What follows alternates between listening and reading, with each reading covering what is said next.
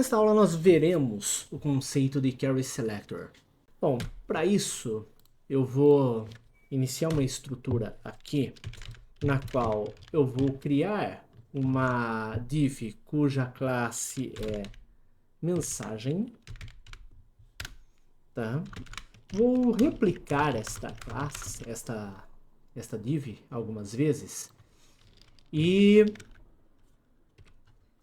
vou criar aqui algumas outras classes para auxiliar, tá bom? Nisso daqui. Então, digamos que essa daqui seja uma mensagem de alerta, essa daqui de informação, essa daqui de sucesso,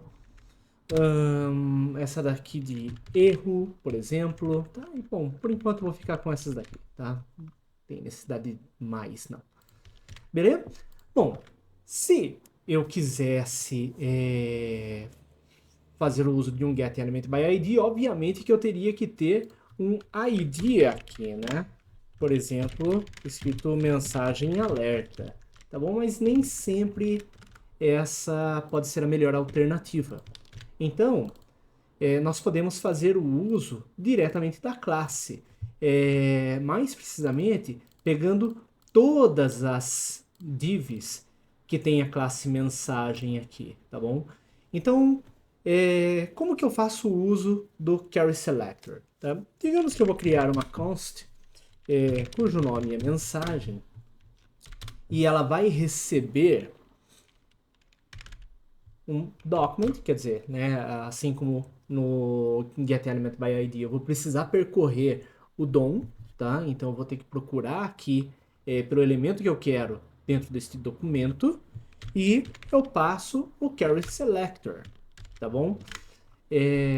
A maneira com a qual eu chamo um Query Selector é semelhante, para não dizer igual, ao modo como nós declaramos uma classe no CSS, tá bom? Então, se lá no CSS eu quisesse estilizar a div mensagem, todas as divs mensagem, né? Eu faria isso daqui. Eu vou até colocar um estilinho só para vocês observarem, tá bom? Vai ser coisa rápida.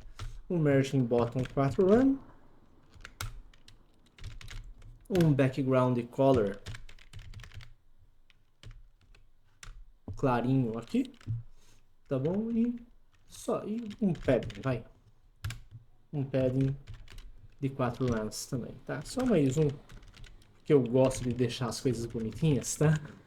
Um border radius também de 4 runs, ok? Então vocês vão ver ele aqui, tá? Bom, vou colocar um texto aqui também, o mesmo texto daqui eu vou colocar aqui dentro para a gente poder ver, tá? Ele já até tá mostrando aqui que teve uma falha ao executar, né, o Query Selector porque ele tá vazio, né? Então, deixa eu pegar aqui a classe mensagem, tá? Ou melhor, vou começar pegando a classe alerta. Veja, é só eu chamar desta maneira aqui, ó, com um pontinho, né, e o nome da classe que ele já vai armazenar o elemento dentro desta const, tá bom? Então, se eu fizer um console log da mensagem,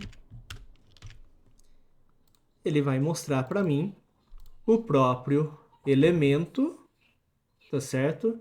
De acordo com a classe que eu passei, tá? Mesma coisa, se eu passar aqui a classe sucesso, tá? Ele vai mostrar para mim, ele vai recuperar o elemento aqui no DOM, tá certo?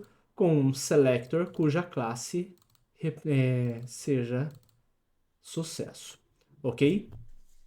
Mas e se eu quiser passar a própria mensagem? Afinal, eu falei que posso pegar todos os elementos aqui, certo?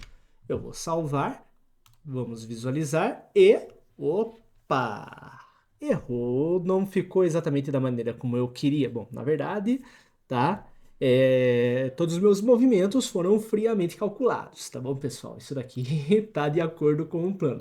Vocês vão perceber que, apesar de eu estar falando que eu tô querendo buscar um Query Selector, mensagem, e eu tenho várias elementos mensagem aqui, ele retornou apenas um elemento, tá? E eu falei que ele volta a todos. Bom, é que eu não entrei no detalhe de que nós temos também o carry selector all, tá bom?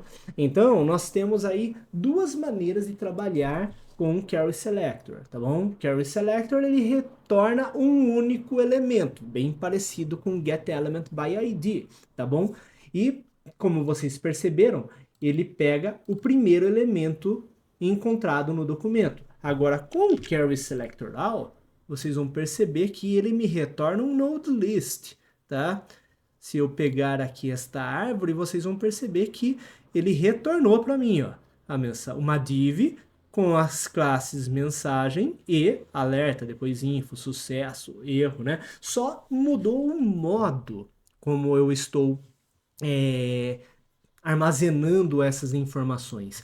Bom, quem acompanha o canal, até então eu não entrei no mérito de falar de arrays, mas esse é o momento apropriado para a gente poder ter uma noção, tá bom? O que é um array? Um array é uma variável, tá certo? Que ele vai armazenar vários elementos dentro dele, cada elemento dentro de um endereço, tá bom? E esse endereço ele vai estar sendo numerado por esses números aqui, tá? Ele começa, né, do zero e vai indo 1, 2, 3 e, né, a quantidade de elementos que ele encontrar, como vocês podem ver aqui o length, tá? Ele vai mostrando aqui para mim. Ok, pessoal? Então, se eu falar, por exemplo, que eu tô querendo buscar essa mensagem, agora eu vou mudar, tá? Ó, vou mudar para mensagens, afinal, né, eu tô trazendo vários elementos aqui dentro, tá bom? Ele vai continuar funcionando certinho. Ah, mas digamos, eu quero pegar apenas essa mensagem info, tá bom? Eu vou abrir esse sinal aqui, tá certo? O sinalzinho do array, tá bom? E eu vou passar para ele qual é o endereço em que esse array está guardado. No caso, eu estou querendo pegar o info, ele está no endereço 1. Lembrando, começa pelo zero, tá bom? JavaScript vai começar contando do zero. Ok? Vamos ver o que vai acontecer agora. Veja que agora ele mostrou para mim o elemento, tá?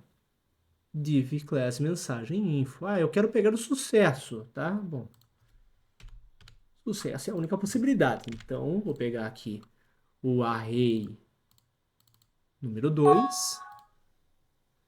E maravilha, retornou para a gente aqui. Ok, pessoal? Bom, talvez seja interessante também nós termos uma pequena prévia sobre funções de laço, tá bom? Ou funções de loop, tá bom? Por quê?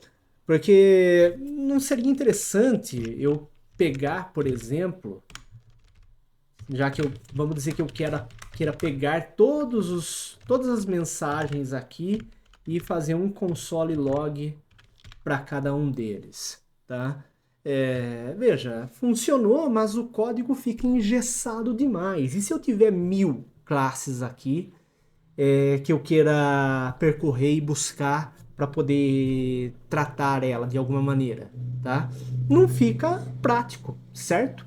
Então, aí que entra as funções de loop, tá bom? As funções de loop, como por exemplo o for each, já vou até fazer aqui, ó, veja que o Visual Studio Code ele completa para mim. O for each, ele tem essa estrutura aqui. Ele começa pedindo um array, no caso a gente sabe que mensagens é o array que nós estamos querendo trabalhar. Eu falo que essa mensagens vai chamar a função de loop for each, uma tradução aí para o português seria algo como para cada, tá certo? abro um parênteses, declaro uma variávelzinha, tá bom? No caso aqui ele sugeriu a palavra element, eu vou manter em português, vou colocar elemento, mas pode ser o valor que vocês quiserem, tá bom? E dentro da chave eu passo o valor que eu quero. No caso, eu quero que o console log me mostre o próprio elemento. Ok? Se eu fizer um refresh aqui, vocês vão perceber que ele mantém tudo funcionando direitinho. Só para a gente deixar mais didático e vocês entenderem, eu estou falando o seguinte aqui para o JavaScript. Vamos ler? Eu vou estar falando assim para o JavaScript. Eu estou percorrendo o array mensagens e para cada elemento que eu encontrar aqui dentro, eu mostro o próprio elemento encontrado, certo? Enquanto ele ficar encontrando divs com a classe mensagem aqui, ele vai renderizar o console log, tá bom? Vamos dizer, ó, eu vou colocar mais duas divs aqui, tá bom? Uma seria tipo para mostrar mensagens de login e outra para mostrar mensagens de uma modal, tá bom? Ou melhor, de um status, tá bom? O status que retorna de uma API, por exemplo, tá bom? Aí a gente viaja. Vamos visualizar, veja aqui, o for each, ele detecta a quantidade de elementos que ele encontrou aqui dentro, né? Percorre cada um deles e para cada elemento que ele encontrar, ele armazena este elemento dentro desta variável e printa no console. Pessoal, espero que tenham gostado dessa aula. Se vocês curtiram, deixem o like. Se não se inscreveram, considerem clicar aqui no botão inscrever-se para poder receber notificações de quando eu lançar vídeos novos. Está sendo praticamente todos os dias, menos nos domingos, afinal eu mereço descansar um pouquinho, né, pessoal? Se ficou alguma dúvida, deixe um comentário, dicas para um próximo vídeo, tá bom? Enfim, vamos interagir com a comunidade aqui de desenvolvedores do Guia do Front-End. Forte abraço, pessoal. Até a próxima.